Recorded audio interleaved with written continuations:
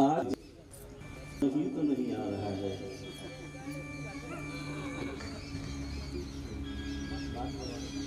गुनगुनाना ही तो नहीं आ रहा है।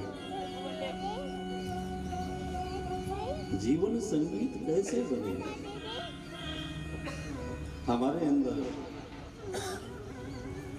गुनगुनाना नहीं आता।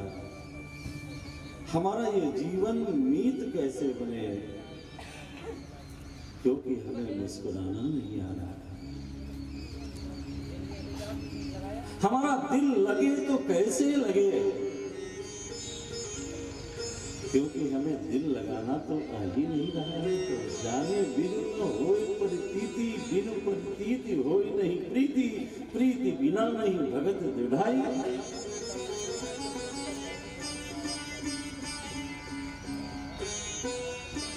आज दिल नहीं लग रहा क्योंकि मेरी उसमें प्रीति नहीं है।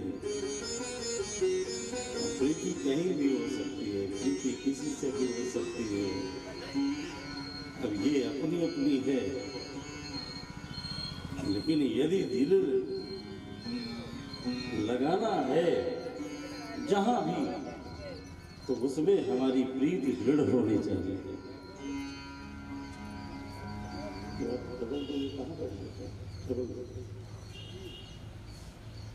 प्रीति हमारी दृढ़ होनी चाहिए।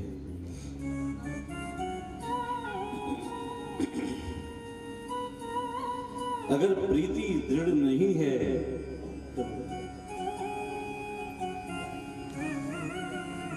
तो दिल नहीं लगेगा। तो इसलिए प्रीति का होना बहुत आवश्यक है।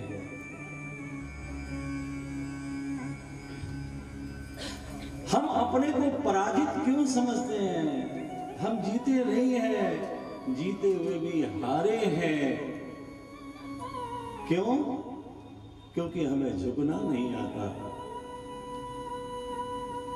हम अपने को किसी से कमजोर मानने के लिए तैयार ही नहीं है। चाहे वो बड़ा हो, चाहे वो ज्येष्ठ हो, चाहे श्रेष्ठ हो, सबके आगे हम अकड़ के खड़े हुए हैं। जीत हमारी तब ही होगी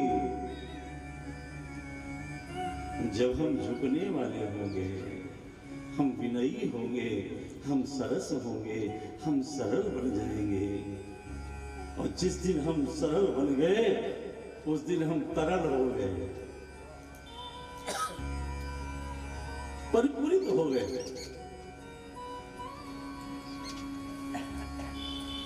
उस दिन कुछ भी आपके लिए दुर्लभ नहीं रहेगा,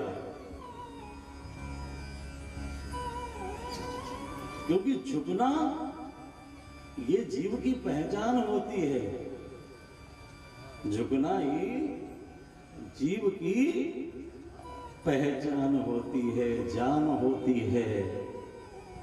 झुकना ही जीव की जान होती है। प्यारे, अकड़ तो मुर्दे की पहचान होती है। अकड़ तो मुर्दे की पहचान होती है। हम जीते जी भी मरे हुए हैं, मृतप्राय हैं, क्योंकि हम सरल नहीं हैं, हम सहज नहीं बन पा रहे। हम एक दूसरे की मानने के लिए तैयार नहीं। आज घर में यही तो झगड़े हैं। एक कहता है तू गलत, तो दूसरा कहता है तू गलत। एक कहता तू गलत, तो सामने वाला तत्काल उत्तर देता है, चूकता नहीं है क्षण मात्र भी, तू गलत। ये कहता तुम सुधर जाओ, तो वो कहता है कि पहले तुम सुधर जाओ।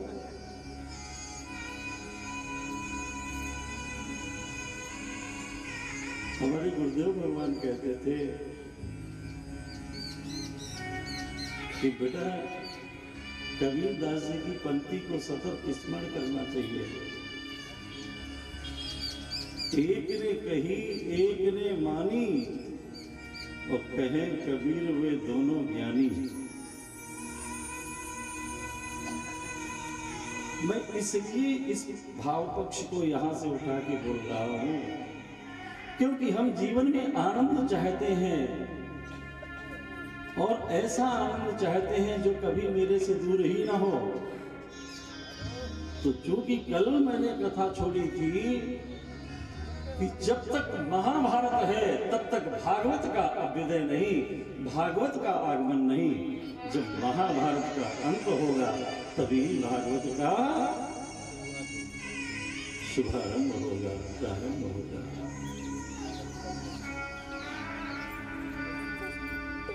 जो हमारे आपके मध्य में, परिवार के मध्य में, अपने मध्य में, परिवार की छोड़ो, समाज की छोड़ो, व्यक्ति अपने आप से ही लड़ रहा है।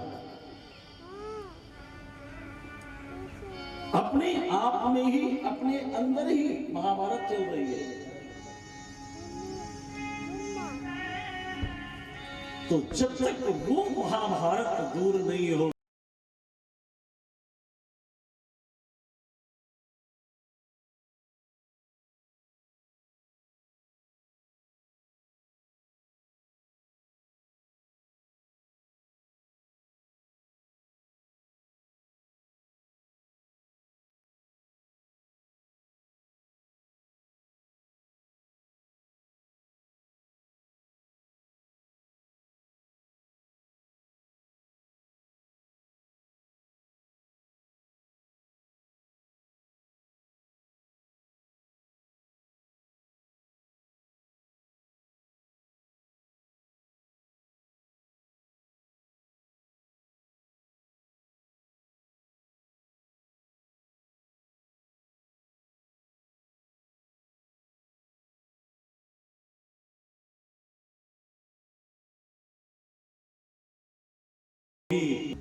तब कोई नहीं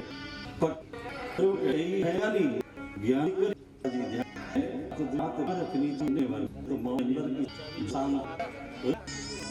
करिए रहिए ज्ञानी से करिए द्विचारी हमारी विचारों का आदान प्रदान, कुछ अपने मन की बात, कुछ उसके मन की बात। ज्ञानी से करिए द्विचारी, बैठ करके थोड़ा समय व्यतीत तो अच्छा लगता है। समय का भान ही नहीं रहता कितनी देर हम बैठ लिए अपनी जब चर्चा एक दूसरे की सुनते हैं और सुनाते हैं। और जहाँ केवल सुनाने वाला ही हो, सुनने वाला ना हो, प्रेम से बोलना पड़ेगा राधे राधे। तो जरा जोर से बोलो, और जोर से बोलो। हाँ, ये बात हुई। तो ज्ञानी मिले बात द्वि करिए, मूर्ख मिले मौन हुए रहिए। ज्ञानी से करिए द्विचारी, मूर्ख से रहिए होशियारी। अपनी इज्जत इसी में है, प्रतिष्ठा इसी में है, मर्यादा इसी में है कि मूर्ख से रहिए होशियारी। क्योंकि मूर्ख को मुंह बम है निकसत बचन, कब क्या बोल दे भाई कोई ठिकाना नहीं।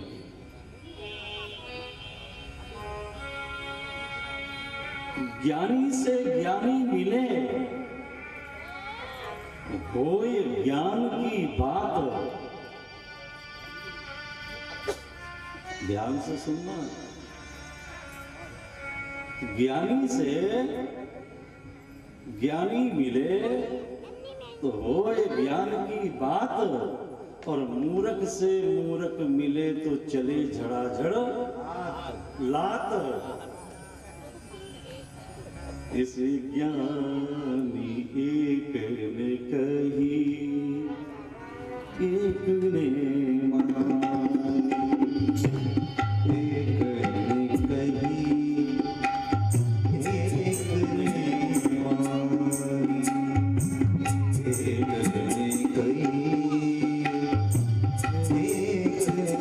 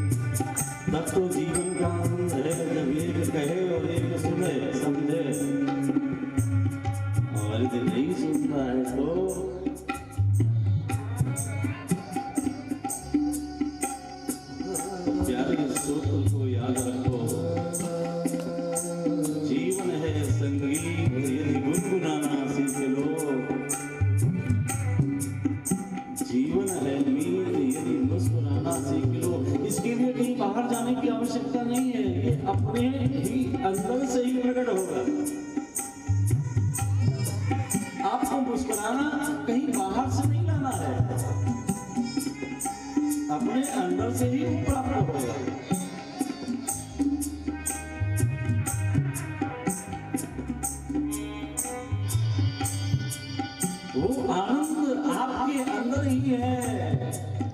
कहीं बाहर से लाने की दरकार नहीं, आवश्यकता नहीं। नाथ द्वारा भी एक राजस्थान में पंक्ति बहुत सुंदर गाई जाती है। बाहर के कांटुड़ा में काई खोजे, बाहर के कांटुड़ा में काई खोजे, बहुत खोजो रे अब काई खोजे। जिसको तुम बहुत खोज चुके हो, अब क्यों इधर उधर भटकते हो, क्यों दौड़ लगा रहे हो? तारे गढ़ मां बसाए भगवान, मंदिर में काई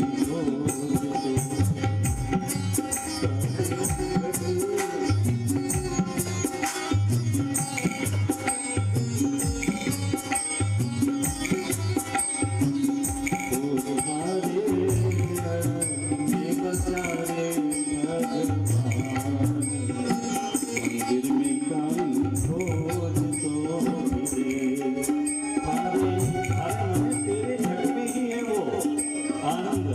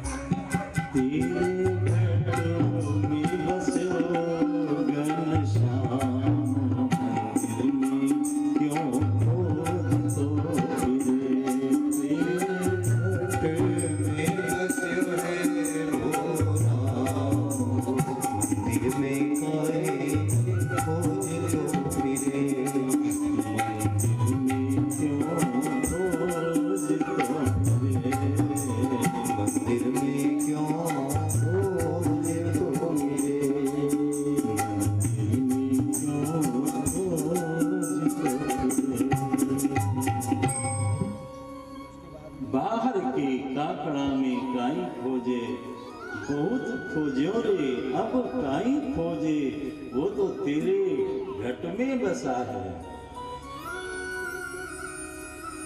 कभी अपने अंतःकरण को ही हमने समझा ही नहीं। अगर समझ लेते तो यहीं से उस बंसीधर की बांसुरी आपको सुनाई देती कि वो मेरे से दूर नहीं है, बहुत पास है, बहुत पास।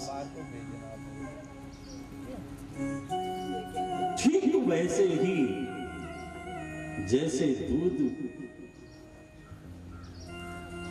में मक्खन होता है, ऐसे ही हर घट में आनंद होता है। हर जीवात्मा में वो सत्ता समाई हुई है। जैसे दूध में मक्खन, अब कोई कहे कि दूध में मक्खन दिखता नहीं है, तो दिखेगा कैसे? क्योंकि दूध का मंथन तो किया ही नहीं गया है।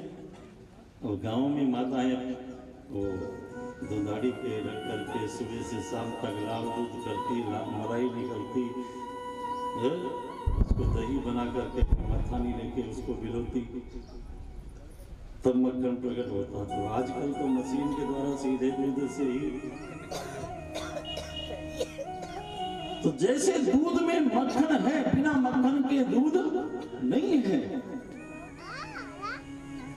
ऐसे ही यदि हम बोल रहे हैं, हम यदि चल रहे हैं, हम यदि कुछ कर रहे हैं, तो ये प्रमाण है कि वो परम सत्ता आनंद रूपी मुझ में है। हमने उसको जानने का प्रयास ही नहीं किया। मैं और मेरे के झूले में झूलता रहा, तू और तेरे के चक्कर में पड़ा रहा। ये मेरा है, ये तेरा है। ये भिन्नता ही अभिन्नता का बोध न कर सकती। इसलिए हम अपने को समझें।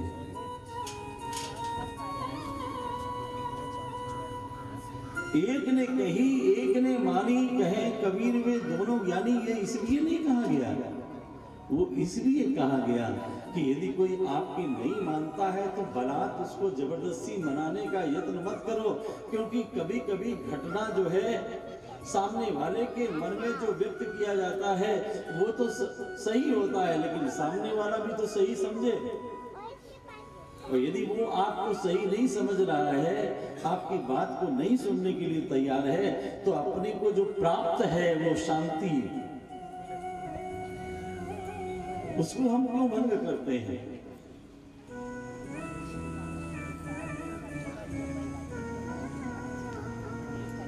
सत्संग करो, संतों के साथ में सत्संग करो।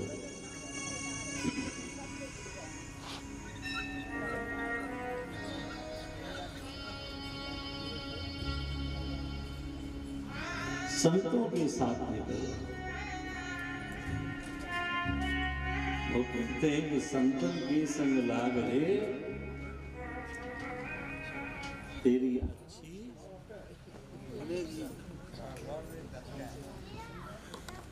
संतन के संग लाग रे तेरी अच्छी बनेगी। संतन के संग लाग रे तेरी अच्छी बनेगी। संतन के संग लाग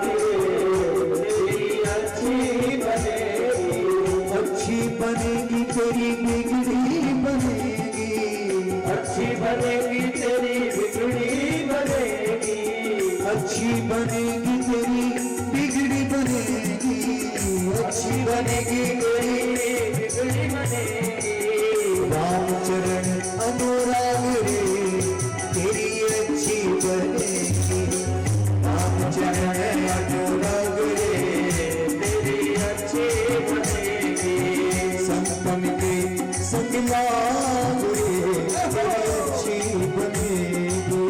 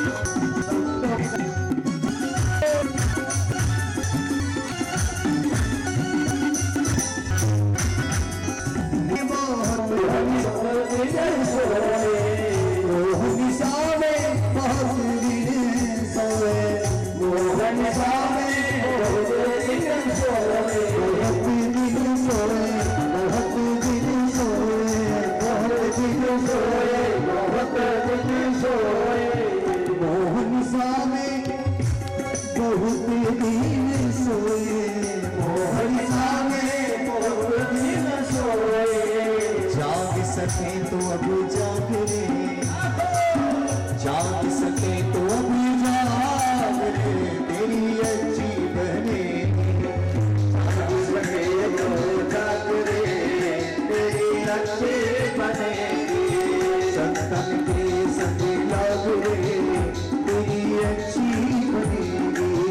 संतन के संग लाग रे, तेरी अच्छी बनेगी।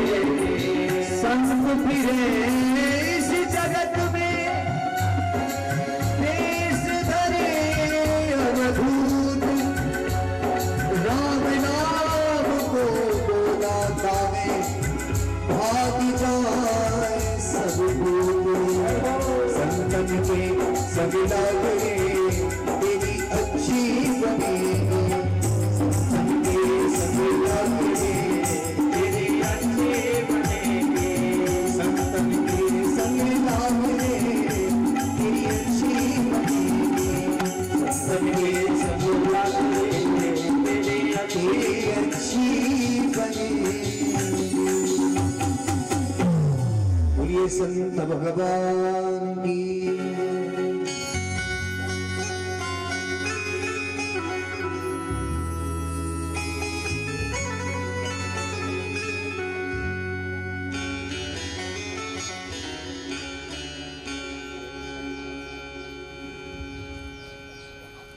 संतन की संग लाग रे, तेरी अच्छी बनेगी। और ये कोई और नहीं कह रहा, एक संत ही कह रहा है।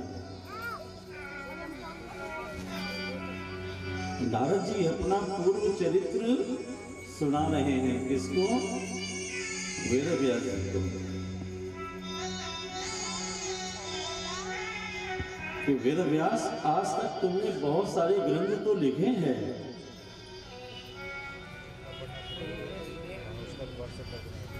मद्वयं भद्वयं चैव वृत्रयं वा चतुष्टयं नाथलिङ्गकोशकानि पुराणानि पृथक् पृथक्। 17 पुराण लिख डाले। कितने पुराण? 17।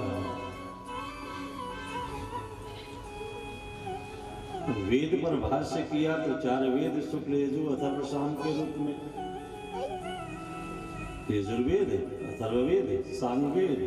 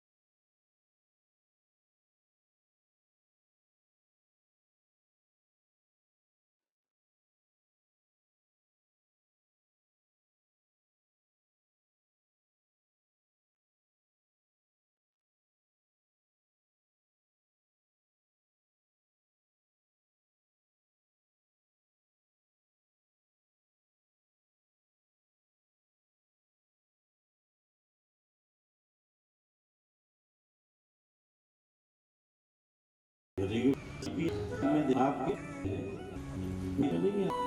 पूरा सया है कहा अपनों कहेगा तो एक प्रेम का शांतियों सो प्रेम कभी से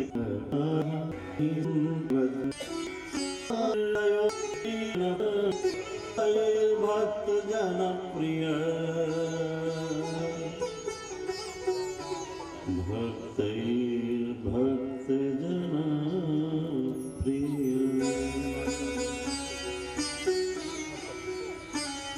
अहम भक्त पराधीना, ये भगवान ने दुर्वासा जी से कहा। कब?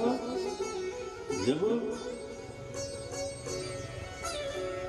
भगवानों ने देखा कि एक मेरा भक्त है जो भजन करने वाला है और एक ये अम्बरीश है जो भोजन के लिए लड़ाई लड़ रहा है और मेरे भक्त को मारने के लिए कृत्या राक्षसी उत्पन्न कर दी, तो अपना मान टले टल जाए पर भक्त का मान ना टलते देखा। भगवान ने सुदर्शन को आदेश दे दिया, जाओ इस कृत्या को समाप्त करो, अम्बरीश के पीछे पड़ जाओ। ये उस समय भगवान ने कहा था जब अम्बरीश त्रैलोक्य में विचरण किए, कैलाश पे गए, सत्यलोक ब्रह्मा के पास में गए, किसी ने भी सुदर्शन से रक्षा नहीं की, तब हरि के पास में गए। तो हरि ने जब सुना कि इसने मेरे भक्त का अनादर किया है तो उन्होंने भी रक्षा करने के लिए मना कर दिया, क्योंकि अहम भक्त पराधीन। हम तो अपने भक्तों के अधीनस्थ रहने वाले हैं। भक्तों ने हमको अपने बस में कर रखा है। भगवान कहते हैं गीता में अर्जुन से, केवल भक्त का ही काम नहीं है कि माला लेकर के सुबह से शाम तक जपे। भगवान कहते हैं मैं भी जपता हूं उस भक्त के लिए। कि उसके जीवन में मंगल हो, उसके जीवन का कल्याण हो। ये यथा मां प्रपद्यन्ते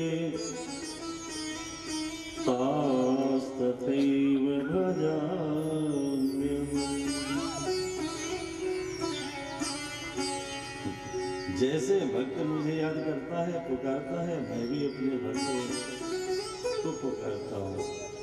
जैसे भक्त मेरा मेरे से मिलना चाहता है, ऐसे मैं भी अपने सीधे साधे सरल भोले भाले भक्तों से मिलना चाहता हूँ। तो नारद व्यास से कह रहे हैं कि ऐसे ग्रंथ की रचना करो जिसमें भक्त और भगवान दोनों की कथा हो, भगवान की भी और भक्त की भी।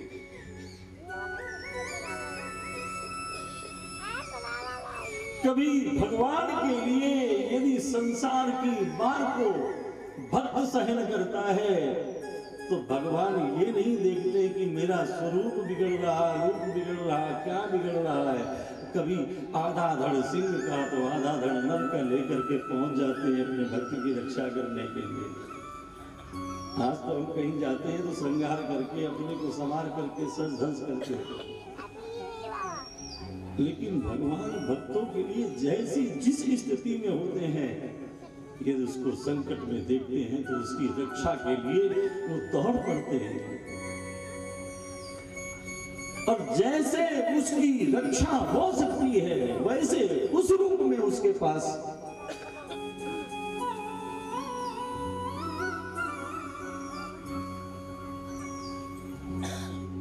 तो इसमें भक्तों की भी कथा लिखो कि प्रहलाद यदि भगवान का भजन करता है और संसार की ठोकरें खाता है केवल भगवान के लिए, क्योंकि ध्यान रखना संसारिक चीजों,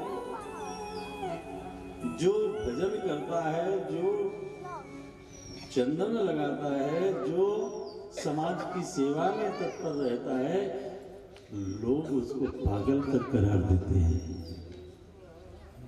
लेकिन संसार के लिए, दुनिया के लिए यदि तुम्हें पागल भी बनना पड़े और उसके लिए उसका दीवाना बनना पड़े तो तुम स्वीकार करना, एक न एक दिन ठाकुर तुम्हारे सामने खड़ा होगा, इसमें कोई संदेह नहीं है, तनिक भी संदेह नहीं है, लेश मात्र भी संदेह नहीं। इसलिए ऐसी रचना करो जिसमें कभी भगवान के लिए भक्त रोता हो तो कभी भक्त के लिए भगवान भी रोता हो। अगर ब्रज गोपियां यहाँ रुदन कर रही हैं ब्रजमंडल में, यमुना तट पे पनघट पे जा जा के देखती निहारती हैं, तो मथुरा में खंबे के सहारे खड़े होकर के वो कृष्ण भी अपने प्रेमी ब्रजांगनाओं के लिए उसकी याद में अपने नैनों से नीर बहाता है, आंसू बहाता है। तो ऐसे ग्रंथ की रचना करो। ये कौन कह रहा है? नारद जी कह रहे हैं। किससे कह रहे हैं? वेदव्यास जी से। और नारद जी ने अपने पूर्व जन्म का चरित्र सुनाया कि मैं था तो दासी का बेटा, माँ के साथ में चातुर्मास सत्संग के लिए जहाँ ऋषि मुनि पधारे थे मैं भी गया, और उनकी कृपा दृष्टि मुझ पर पड़ी कि मुझे संसार से वैराग्य हो गया।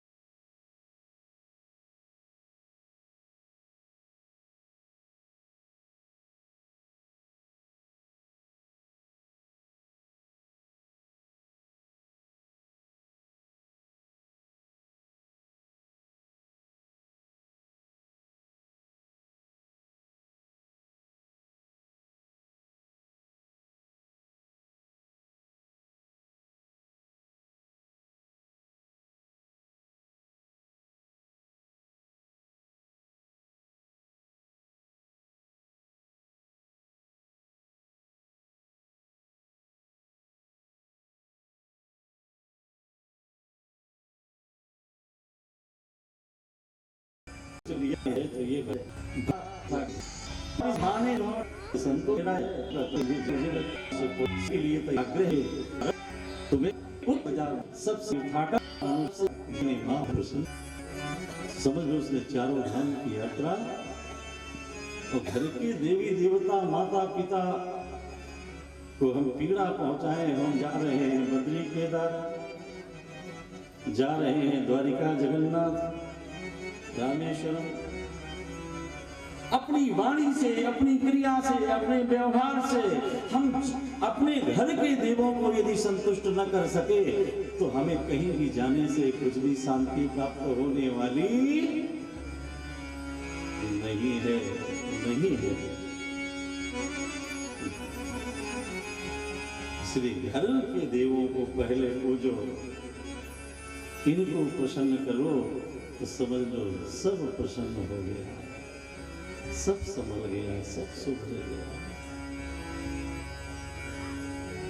और नारद जी ने कहा कि हे मुनिनाथ, आप कह तो रहे हैं लेकिन आपके जाने के बाद में मैं सत्संग कहाँ सुनूंगा, अपने जीवन का आश्रय अवलंब किसको बनाऊंगा। तो चलते समय नारद जी को संतों ने वासुदेव गायत्री मंत्र की दीक्षा प्रदान करी।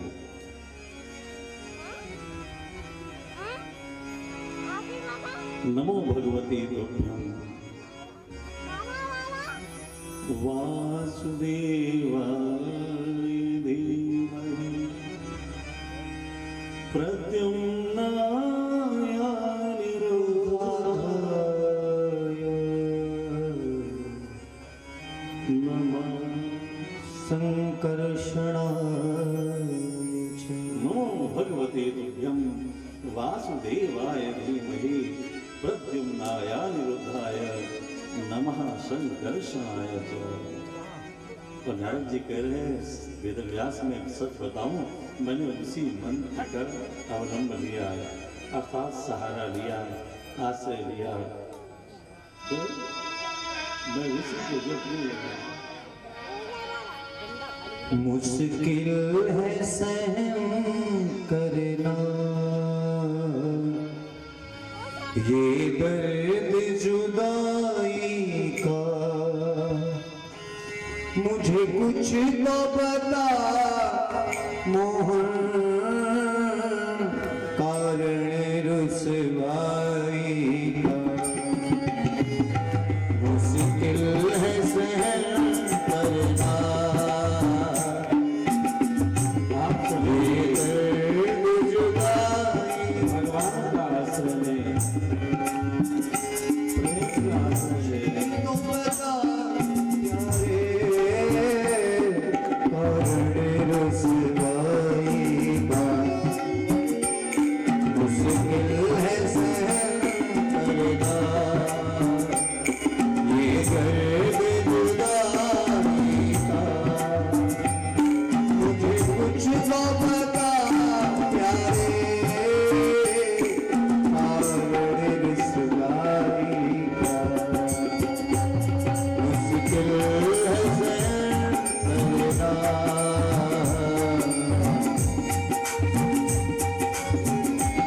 देव गोविंद।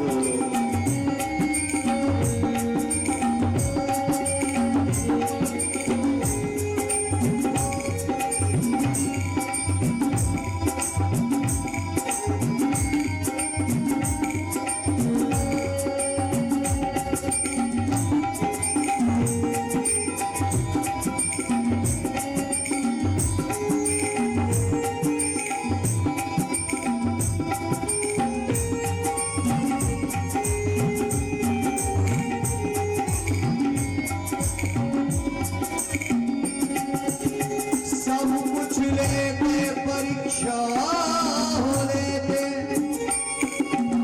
अब कौन सी चाल चले संसारी। ऐसा मोह के जाल बिछाए हंस कर रह गई बुद्धि बेचारी। झूठे तेरे वादों पे एतबार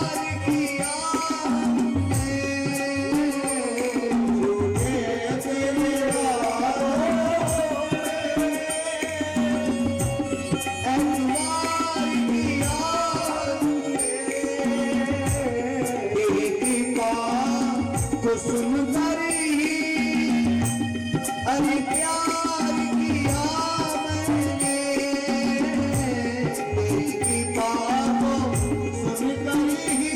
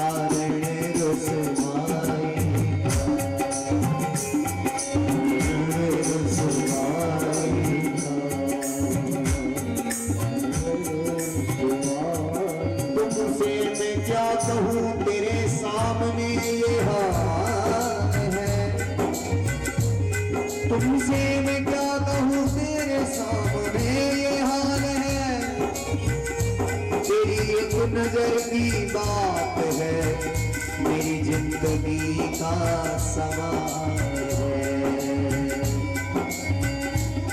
मेरी जिंदगी का सवाल है। मुझे कुछ तो बता प्यारे,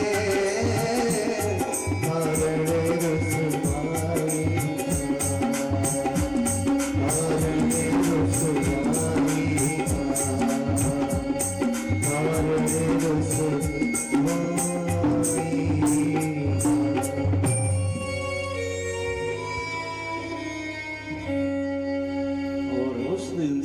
नारद जी ने ये दृढ़ निश्चय कर लिया कि अब तो केवल गोविंद का ही आश्रय लेना है। ये जग, ये दुनिया, यहाँ तो ये प्यार की है, जहाँ धोखा है बहुत जल्दी पकड़ती है, बहुत जल्दी छोड़ती है। कब पकड़े कब छोड़े और कहाँ ले जाके छोड़े, कोई ठिकाना नहीं। कब कहाँ छोड़ दे। तो नारद जी कहते हैं संतों की आज्ञा तो ले ली, मिल गई कि माँ की सेवा करो, तो मैं आ तो गया, लेकिन अब गोविंद का जो रस हमने पान किया है सत्संग के माध्यम से, उसकी जुदाई सहन नहीं होती, बर्दाश्त नहीं होती, असह्य है। इसलिए मैं कर्तव्य पद तो चलता रहा, माँ की सेवा तत्पर रहा, लेकिन वासुदेव गायत्री मंत्र का जप निरंतर प्रवाहित होता रहा।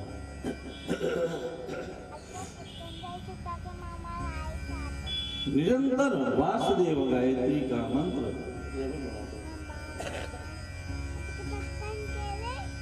और उसी वासुदेव गायत्री, ठीक है,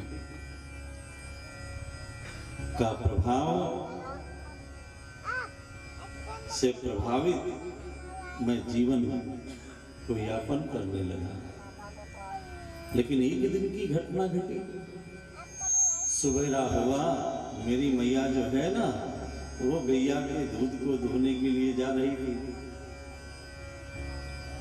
रास्ते में एक ऐसी घटना घटी कि एक काला विषधर सर्प आया और मेरी माँ को उसने डस लिया, और डसने के कारण से मेरी माँ की मृत्यु हो गई। मैंने अपने पुत्र का जो भी धर्म कर्तव्य है उसका निर्वहन किया। फिर मैंने चिंतन किया, मुझे लगा कि ठाकुर ने मुझे मौका दिया है, अब कोई संसार का बंधन नहीं है, इसलिए अब घर की आसक्ति छोड़ दी, गांव की समाज की आसक्ति छोड़ दी, और परमात्मा की भक्ति के लिए घर से निकल गया। चलते चलते चलते चलते मैं बहुत दूर पहुंचा। मध्याह्न का समय, सूर्य की संतप्त किरणें मुझ पर पड़ रही थी, उसकी गर्मी से तपन हो रही थी, तो मुझे प्यास बहुत जोर की लगी। तो एक निकट में सरोवर दिखा, मैंने वहां अंजलि भर करके जल का पान किया, जिसको पीने से मुझे थोड़ी सी शांति हुई। और पास में ही एक पीपल का वृक्ष दिखा, और पीपल के वृक्ष के नीचे ही मैं बैठ गया और मंत्र जपने लगा, नमो भगवते तुभ्यं वासुदेवाय धीमहि प्रद्युम्नाय अनिरुद्धाय नमः संकर्षणाय च।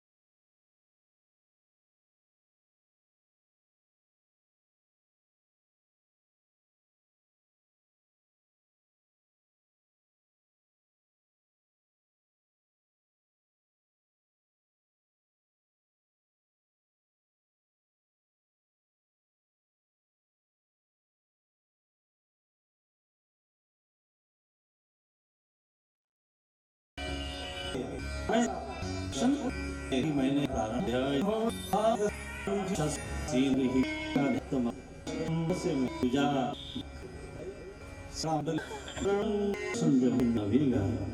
झुकेगा, विनम्रता को प्राप्त होगा, अर्थात समर्पण का द्योतक होगा वो कि प्रभु हम आपको समर्पित हैं। इसलिए पूजा चरणों से प्रारंभ होती है। और हमारे वैदिक कर्मकांड पद्धति में भी हमारे आचार्य जी पूजन संपन्न कराते हैं तो सबसे पहले पादयोः पाद्यम समर्पयामि, फिर है हस्तयोर अर्घ्यम समर्पयामि, फिर मुखे आचमनीयम, फिर सर्वान्वेश। लेकिन पहला पादयोः पाद्यम ध्यायतश्चरणाम्भोजम् भावनिर्जित चेतसा भाव से भाव होना चाहिए। अरे भाई, भाव के बिना कोई जगत की वस्तु नहीं मिलती है, तो भाव बिना भगवान कहाँ से मिलने वाले? आज दुनिया की भी कोई वस्तु हमें तब ही मिलती है जब हमें भाव, बिना भाव को मिल जाती है क्या?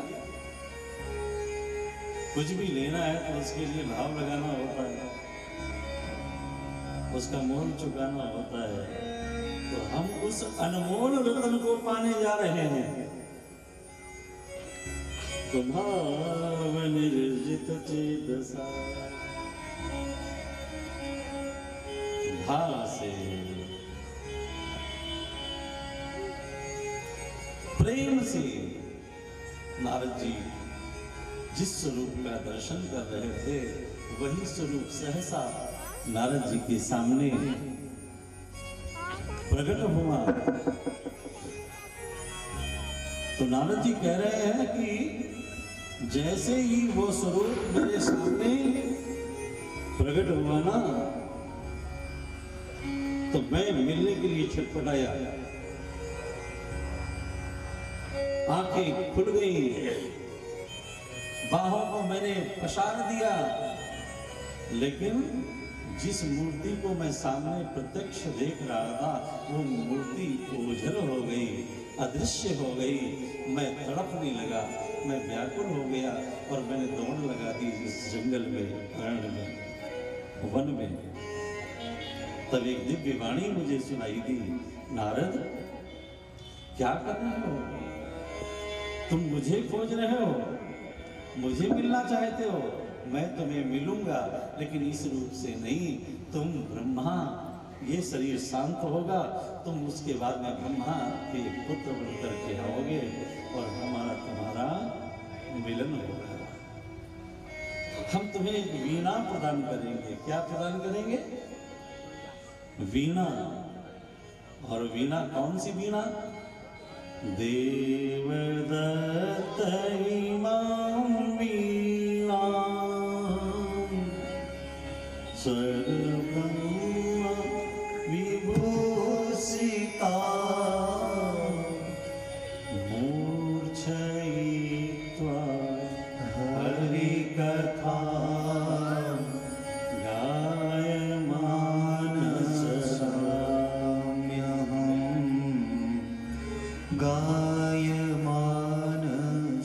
देवदत्त राम की वीणा प्रदान करी। और सज्जनों, वो ऐसी वैसी वीणा नहीं थी, ऐसी वैसी वीणा नहीं थी। जो जिस वीणा में ब्रह्म व्यंजक स्वर से परिपूरित थी,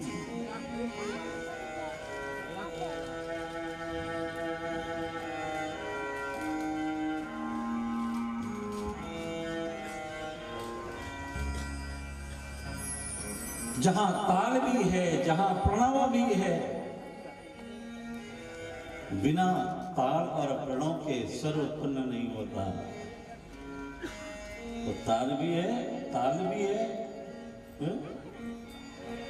याज्ञवल्क्य स्मृति में लिखा है कि वो संगीत के जो 7 स्वर होते हैं वो उस वीणा को पकड़ने मात्र से, क्योंकि ये संगीत के 7 स्वर ब्रह्म व्यंजक कहे गए हैं, यदि उन स्वरों से गान किया जाए तो भगवान प्रसन्न होते हैं।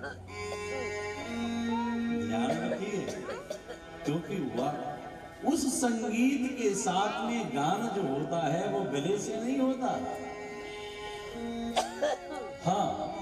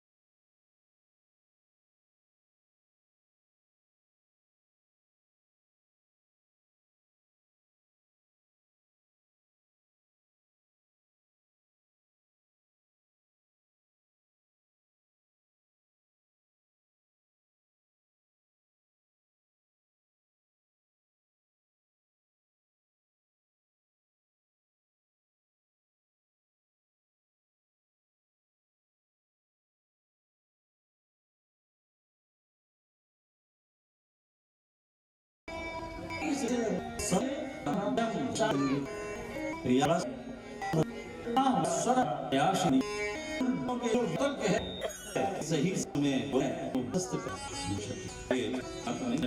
बड़े हैं आज में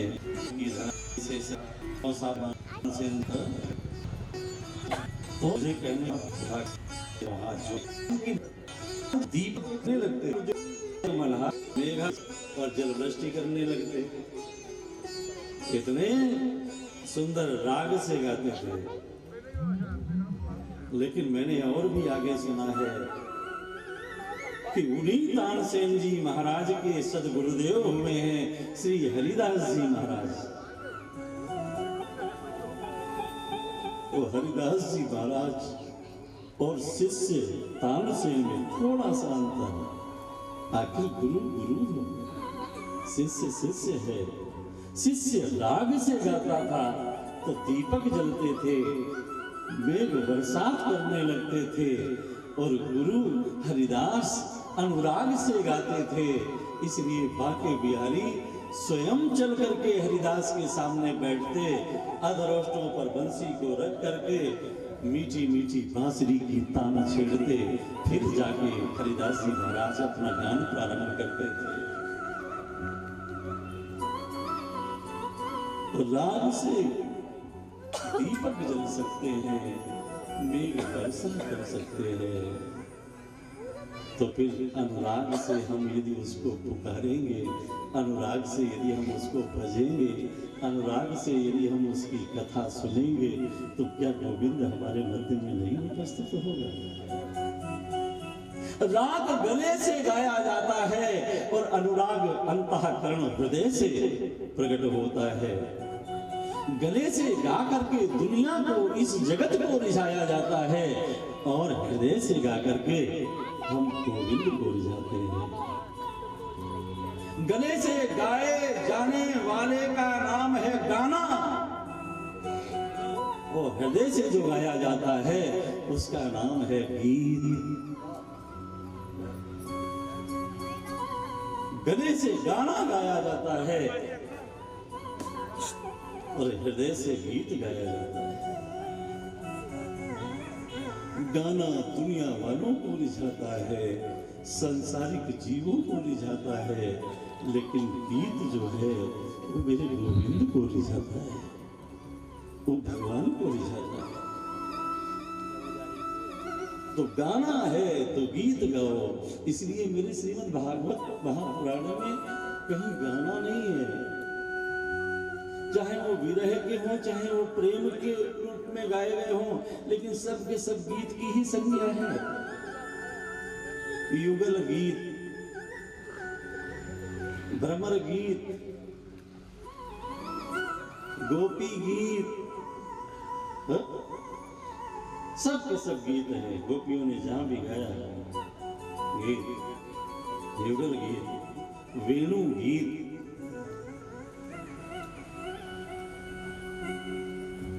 अक्षणवताम, ऐसी बंसुरी बजती थी कि बड़े बड़े ऋषियों की समाधि भंग हो जाती थी, प्रवाहित होने वाली यमुना की जलधारा स्तब्ध हो जाती थी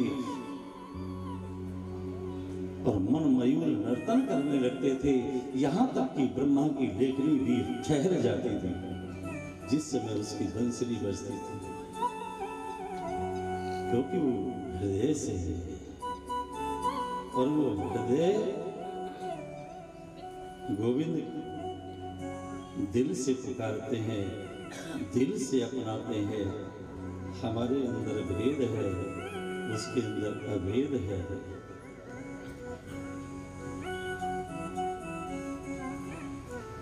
युगल गीत गाते थे, गोपांगना गाती है ना, बाम बाबू कृत बाम कपोलो, माम कृत माम कपोलो, बाम बाबू कृत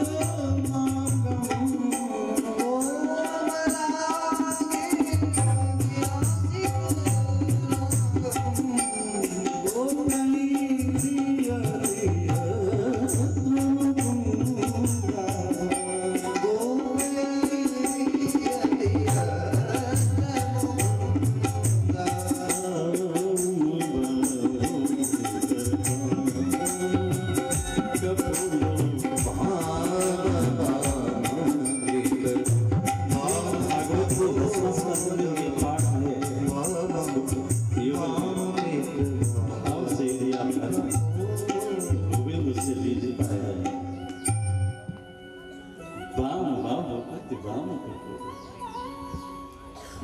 और गोपी गीत जयत तेदिकम जन्मना बजा, ये गोपी गीत श्रेयत इंदिरा शस्वत्र भ्रमर गीत है, मधुपुर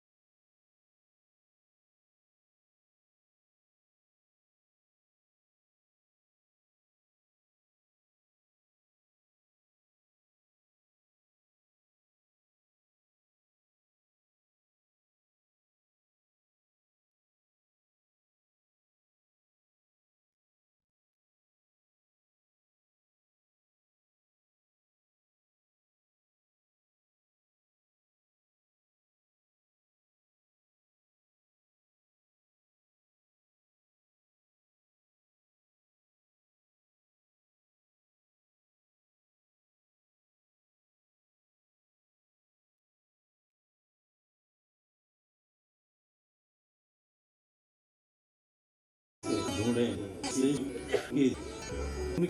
श्री सुख बताए और देव जी के पीछे आपकी बात में डालेगा।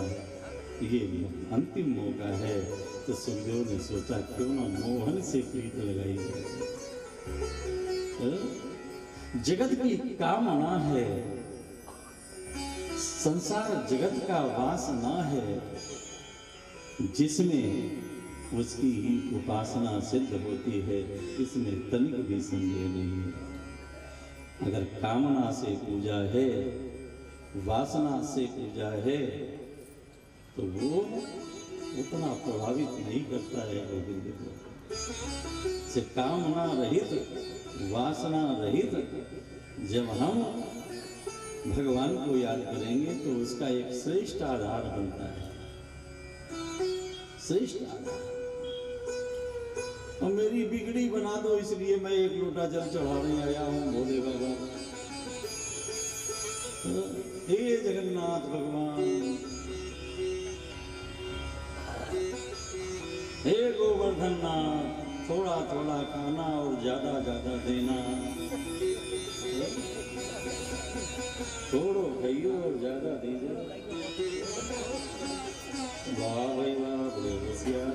भगवान कहते हैं दुनिया के लोग बड़े चतुर सुजान।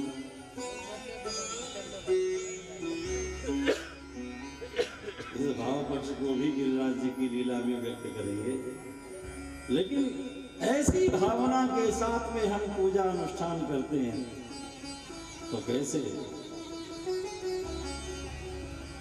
तो कहाँ तो कहीं आजकल तो पूजा का विधान ही बदल गया है।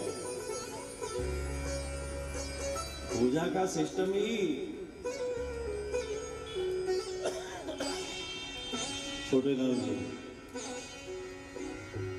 व्यक्ति जाएगा किराने की दुकान पे और कहेगा पूजा वाली इलायची दे दो,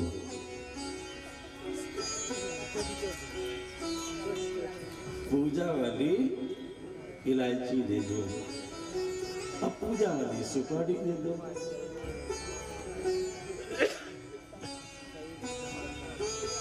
तो इलायची में दाना तो होगा नहीं, वो छिक्कल भी होगा तो पूरा फूला भी नहीं, पिचका हुआ।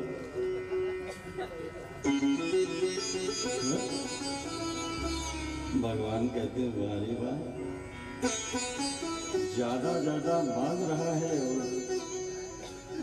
और हमें इलायची का स्वाद भी नहीं दे रहा।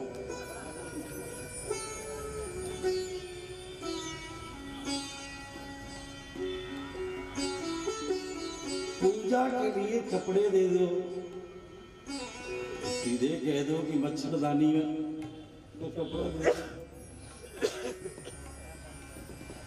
वो धूल पहले मैंने छोटे पर देखी है, तब तक कुछ गली भी होती थी जो उसकी, अब पूजा के लिए अलग बंडल आने लगा है। तो जैसे ही वो खोलेगा तो पूरा पारदर्शी, क्योंकि वो पूजा के लिए है ना। और चलो अच्छा है, पारदर्शिता तो है कम से कम उसमें।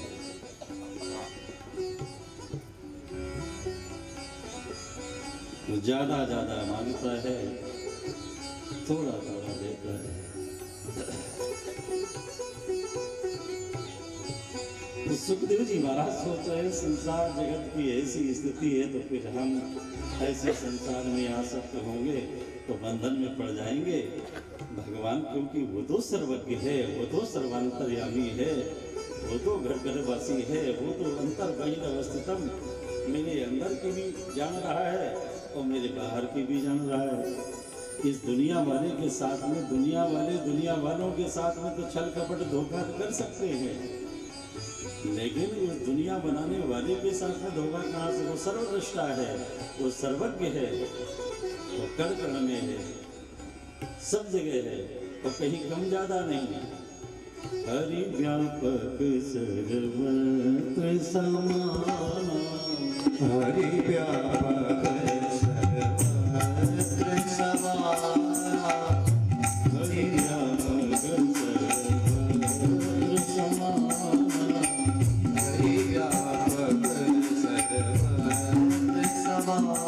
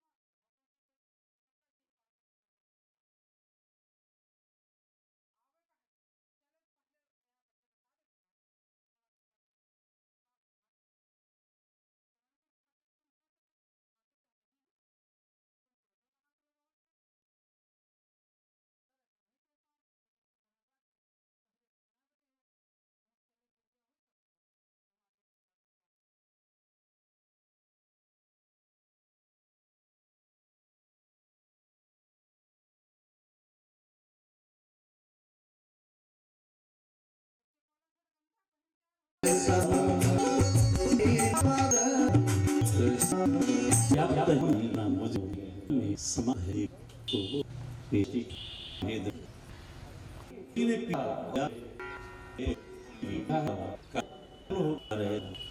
करके नहीं है रूप की और आने ऐसे ऐसा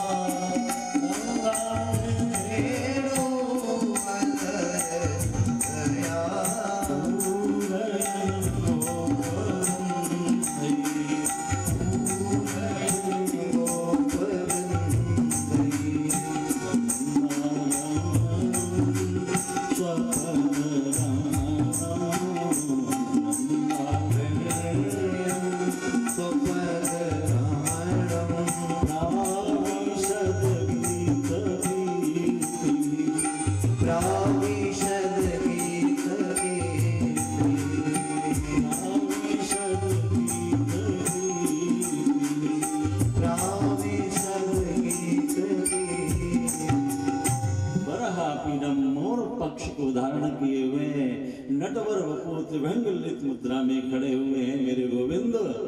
और कर्णयों कर्णिकारम, कानों में सुंदर पीले पीले कनेर के पुष्प का मानो कुंडल पहने हो, कर्णिकारम।